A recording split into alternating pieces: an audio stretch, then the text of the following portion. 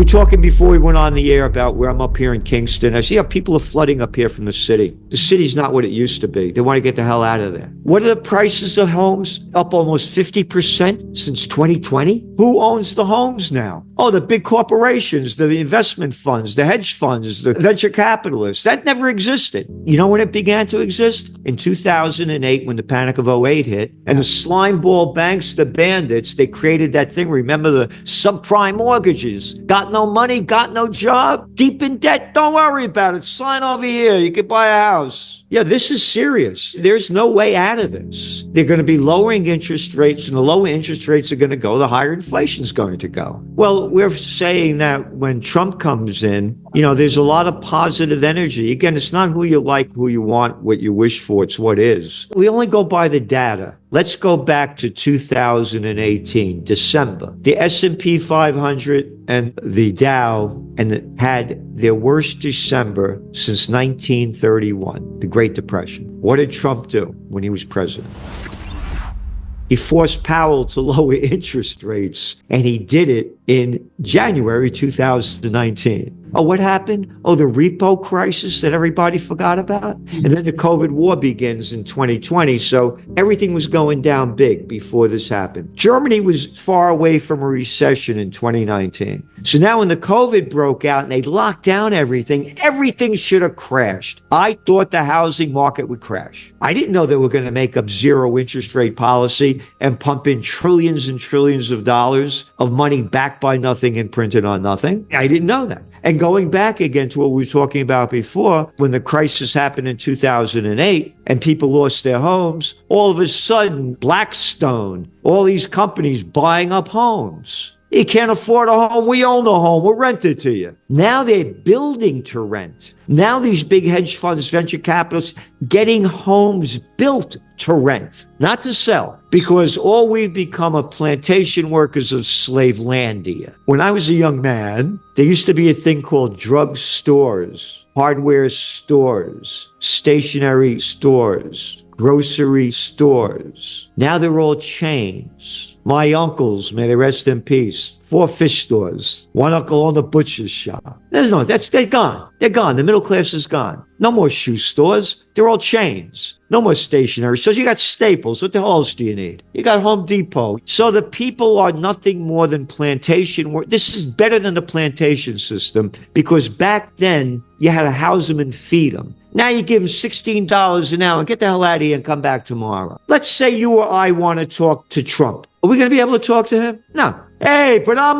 one of the richest men in the world. I could talk to anybody I want. I'm a billionaire. I'll get any job I want. You're a nobody. Only the billionaires got the money and the power. This is America, land of opportunity? No more. They own it all. The numbers are there. Again, go back to the COVID war. Not my numbers. Go to Oxfam. Look how much richer the billionaires have gotten since the COVID, and how poor everybody else has gotten. And it's all over the world.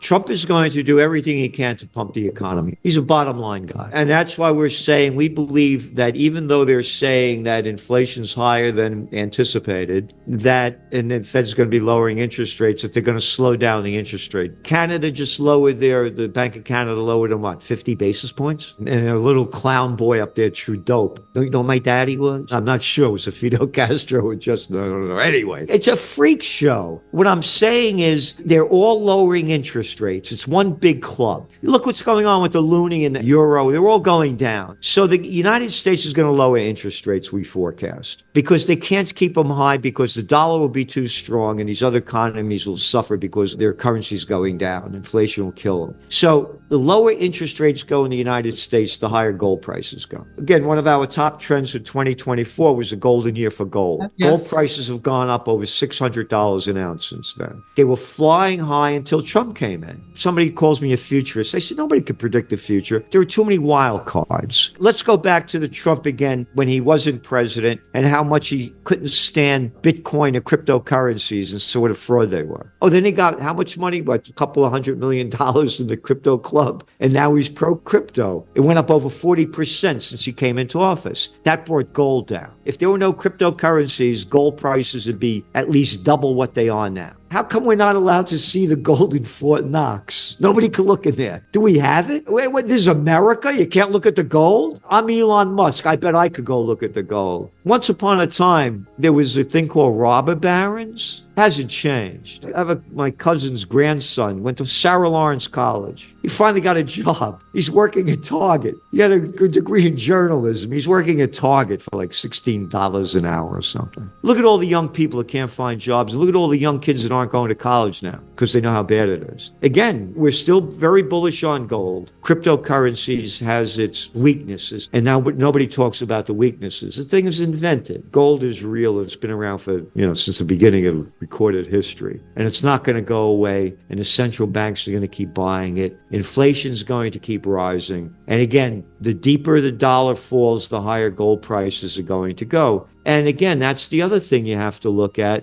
about all these countries that are disgusted with America's economic and geopolitical hegemony. The BRICS are real. And there's going to be a point when they've had enough of the dollar and enough of the United States. We're only 345 million people out of 8 billion. I'm positive, I believe in tariffs, because once upon a time, the United States government used to get their money from tariffs, not taxes. They invented the tax scheme, about 1913, from that slime ball, may he rot in hell, Woodrow Wilson, who brought us into World War I, gave us the Federal Reserve, gave us the IRS, and gave us federal income tax. Before that, all the dough came in from tariffs. I read McKinley, the former president. He said, what do you want? Do you want cheap products or do you want high wages? Tariffs. He was pro-tariffs. We used to have, once upon a time, I'm up here in Kingston, Gann Shirt Factory.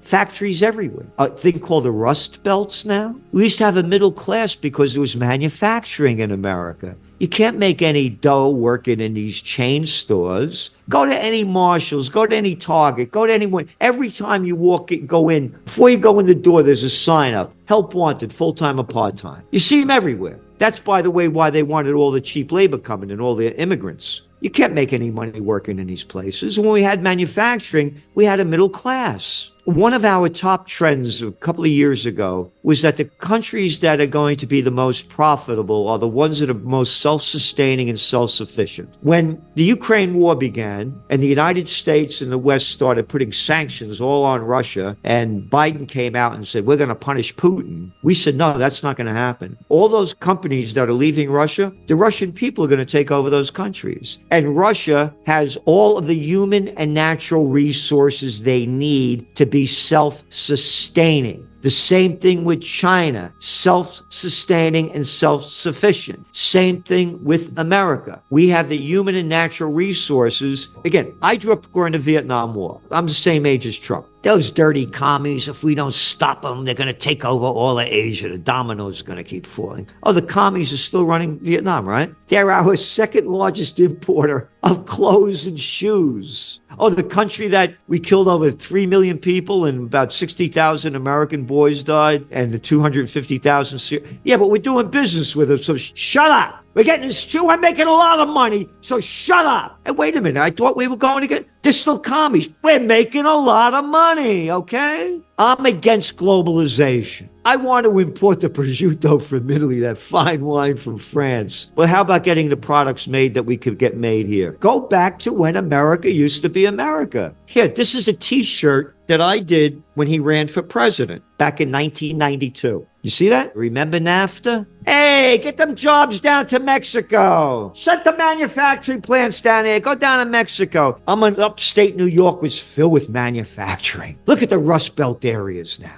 And this is the Clinton that brought China into the World Trade Organization. This is the Clinton that you could hear this guy BS for free that gets paid $300,000 an hour to talk to like the Goldman Sachs guys or something like that. These are called paybacks. It's pennies. The guy's a multi-billionaire. Wait, a little clown boy of nothing? And look where he is now. Look at all the dough that he got by doing all these deals. Again, I was the assistant, as you know, the assistant to the secretary of the New York State Senate. You saw the picture of me when I picked up Ronald Reagan at the Chicago Hilton. I was 30 years old, put on a brunch for him and 16 of our board of directors. I met with the president of Major. I did a gig with USA Today was a big newspaper. I was with Major and the Prince of Norway. I've been princes, presidents, and prime ministers. I know what it looks like. It's a freak show. They're only in it for themselves, not for we the people. You want to run for president? All right. What did Harris get? Like 2.2 billion? Oh, Trump only got 1.4 billion. Oh, America? Democracy? You want to run for Senate? You want to run for Congress? You got to get money. And you get the money from these people that they call lobbyists. They do what you tell them to do when you get into office. It's not about we the people.